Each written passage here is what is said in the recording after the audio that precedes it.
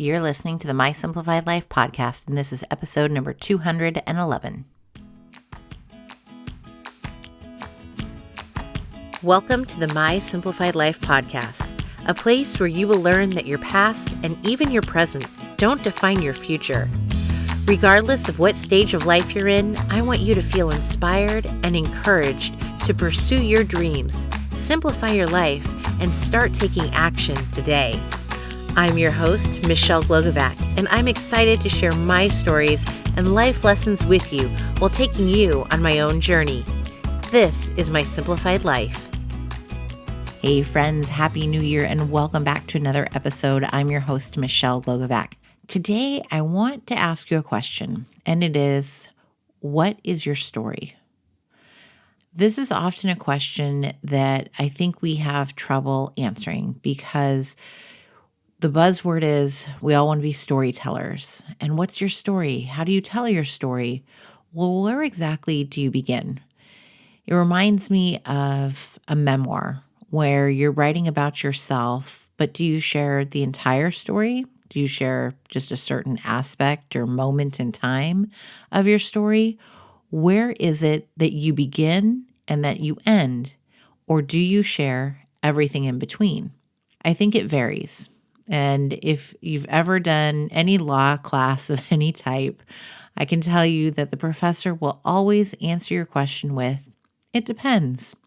Because there is really no right or wrong answer, and there's a lot of answers that are in between. So when we talk about your story, what is it that you are willing to share? What is it that you're comfortable in sharing? And I want to go back to last week's interview with Sylvia Vasquez Lovato and how she talked about authenticity is not only showing up as you are and being yourself, but it's in accepting yourself, accepting everything that you've been through, every story that there is that makes up all of the parts of you, every piece of the puzzle that is you.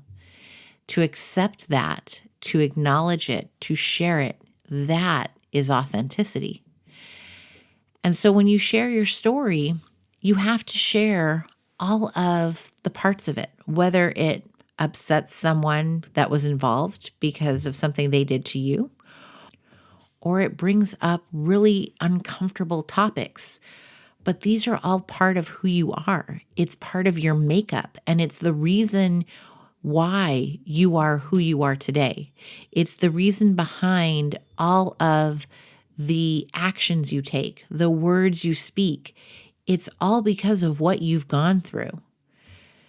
We can be very serious about this and talk about past traumas or childhood and all of those things. We can talk about all of the good parts too. Getting through school, launching a business, getting a corporate job, whatever it is, these are all parts of your story. I mention all of these parts in my book, How to Get on Podcasts, because they're all different topics that you can speak on. There are different journeys throughout your life that you can share. And so these are all parts of your story, your personal story, which includes everything that you've been through, your career story, and how you got to where you are in the career that you're in, your business journey, your knowledge story. All of these are different parts of your entire story. All of these stories are chapters of life, per se, if we want to talk about books, is what really makes up the book of you, the true story of you. So when I think about my story and what makes up me, there is a lot that I haven't shared, and these are all questions that I ask myself. Do I write a book and include all of this? Do I share it with all of my podcast listeners? And the very same worries that Sylvia brought up are worries that I have. And I know that there are people who write memoirs who might wait until certain people have passed on because they don't want them to be included. And it's definitely something I think about of if certain people were to read it or to hear it and to know that I have shared with the world what has happened or gone on, what then? What will I shake up in the world? How will this affect my life going forward? Will it cause more drama? Will they be angry with me? Which is truly hilarious to think about. And also goes back to what Sylvia said, when people can be annoyed with you and yet you've done nothing wrong and it's really on them. That's exactly what I'm talking about. And if these are all questions I'm asking myself, then I know you're asking yourself as well. So when we talk about podcast interviews, you can go as deep or as shallow per se, and I don't mean that in a negative way, as you want to go. Everything is about how you pitch yourself, what you want to be known for, what you want to share. And so it's really on your territory of what you want to put into it, of what your story is. But then I wonder, at what point do we share the entire story? And this is something that I'm grappling with, especially as I think about what is it that I want to write next. Do I want to write a novel that might include some non-fictional details? I kind of do, because it's more comfortable to put out there a piece of work that is fiction in which nobody knows what actually happened. Nobody knows what's really truthful and what's not. That's much easier to put into the world than it is to take complete ownership of our story, of what we have been through, because it can be a lot. And it oftentimes takes therapy to get through it, to understand it, to know that it wasn't our fault, no matter what the trauma was that we experienced, that it's someone else who needs to take ownership of it. And as I'm recording this, and I don't have notes for it, it's truly off the cuff, I feel like I'm also beating around the bush of, well, what part are you not sharing, Michelle? I question, is that what you, the listener, is thinking right now? Of what skeletons are in the closet that you haven't shared or are considering sharing? And it's true. My childhood was, it was kind of effed up, if we want to be honest. My father passed away when I was very young. I was raised then with an alcoholic mother. There was just, it wasn't good. It simply wasn't good. And as I grew older, I really didn't understand that this was not okay. And it wasn't until I went into therapy to know that I was allowed to have boundaries, to take ownership of my life and to say, no, I don't want this to happen. No, I don't need to go home for a holiday. To say no, to live my life the way I want to. And this is a big part of my story. Along with, how did I not only overcome that, but then I didn't speak to my mom for 10 years. And now I've gently, slowly allowed parts of her back into my life. And that's another part of my story. Being a woman who wanted 10 children when she was in 4th grade because I loved children, to go on and miscarry my first and have a really big struggle having my second, which is my firstborn, Declan, and then to immediately have my next child, Catherine.